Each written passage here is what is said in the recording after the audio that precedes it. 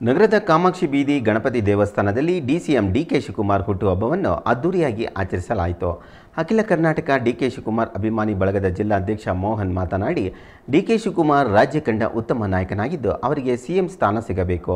DK Shivakumar CM ಆದರೆ ಶಿವಮೊಗ್ಗ ಅಭಿವೃದ್ಧಿಯಾಗುತ್ತದೆ, ಅಲ್ಲದೆ ಸಾಮಾಜಿಕ ನ್ಯಾಯವನ್ನು ಕೂಡ ನೀಡುತ್ತಾರೆ ಎಂದು ಇದೇ ಸಂದರ್ಭದಲ್ಲಿ ಹೇಳಿದರು.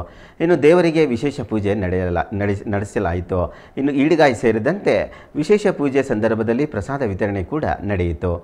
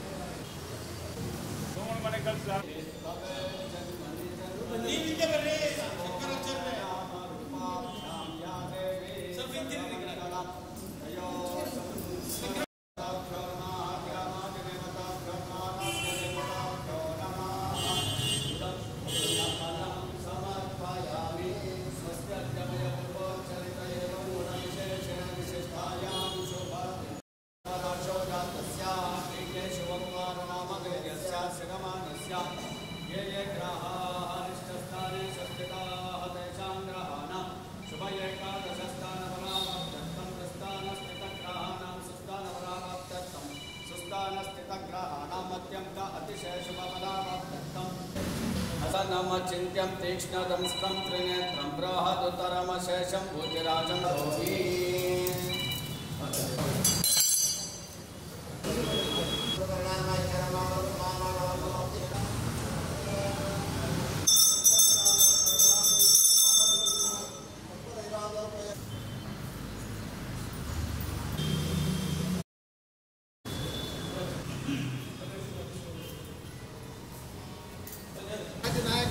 नायक ಡಿಕೆ ಶಿವಕುಮಾರ್ಗೆ ಜಯವಾಗಲಿ ಜಯವಾಗಲಿ.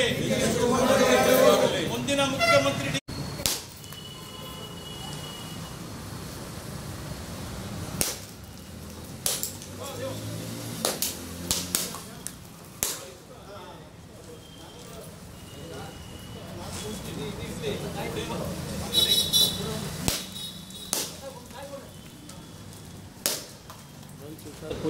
ನಮಸ್ಕಾರ ಬಂಧುಗಳೇ.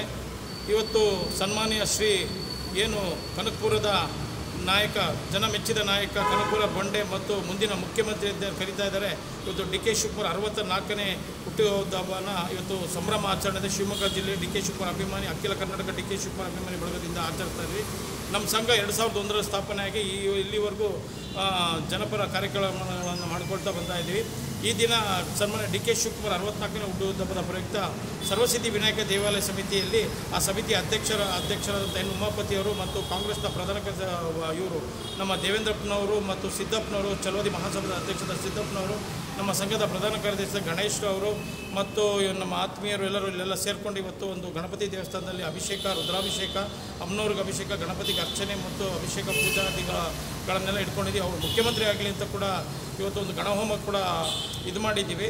ಅದೇ ರೀತಿ ಇದು ಮುಗಿದ ನಂತರ ಶುಭಂ ಹೋಟೆಲ್ನಲ್ಲಿ 35 ಪ್ರತಿಭಾವಂತ ವಿದ್ಯಾರ್ಥಿಗಳಿಗೆ SLC ಮತ್ತು ಸರ್ ಅವರು ಯಾಕಂದರೆ ಅವ್ರನ್ನ ಇವತ್ತು ರಾಜ್ಯ ಮಟ್ಟದಲ್ಲಿ ಈ ಲೆವೆಲಿಗೆ ನೋಡೋಕ್ಕೆ ಕಾರಣ ಬಂಗಾರಪ್ಪನವರ ಬಗ್ಗೆ ಅವ್ರಿಗೆ ಅಪಾರವಾದ ಗೌರವ ಮತ್ತು ಇದನ್ನು ಇಟ್ಕೊಂಡಿದ್ದಾರೆ.